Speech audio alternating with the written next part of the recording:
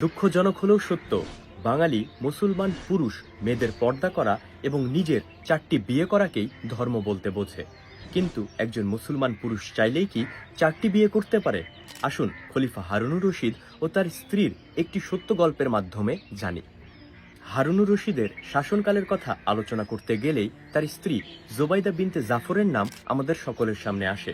তিনি আবার ছিলেন হারুনুর রশিদের দ্বিতীয় মামাতো বোন।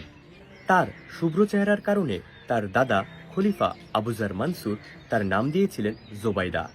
রূপের সাথে সাথে জোবাইদার মধ্যে নানা গুণের সমন্বয় ঘটেছিল, যা তাকে ইসলামের ইতিহাসে স্মরণীয় করে রেখেছে। 165 হিজরিতে তথা 781 খ্রিস্টাব্দে খলিফা আল মাহাদির শাসনকালে বাগদাদে হারুনুর রশিদের সাথে জোবাইদার বিয়ে হয়। হারুনুর রশিদ জোবাইদাকে অত্যন্ত ভালোবাসতেন। জোবাইদার গর্ভে হারুনুর রশিদের পুত্র আমিনের জন্ম হয়।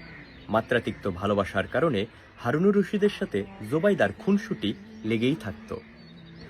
একদিন হারুনুর রশিদ বললেন, আমি আরেকটি বিয়ে করব।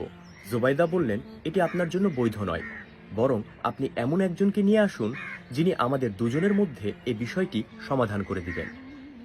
হারুনুর রশিদ জিজ্ঞেস করলেন, তুমি কি সুফিয়ান সাউরির কথা মেনে নিবে? আচ্ছা, বলে রাখি, সুফিয়ান সাউরি ছিলেন একজন ইসলামিক পণ্ডিত। জোবাইদা উত্তর দিলেন, হ্যাঁ, মেনে নিব। সুফিয়ান সাউরিকে ডেকে খলিফা বললেন, কুরআনুল কারিমে আল্লাহ তাআলা বলেছেন, যাদের ভালো লাগে তাদের বিয়ে করে নাও, 2টি, 3টি কিংবা 4টি পর্যন্ত। সূরা আন-নিসা আয়াত নাম্বার 3। কিন্তু আমার স্ত্রী আমাকে আরেকটি বিয়ে করতে বাধা দিচ্ছেন।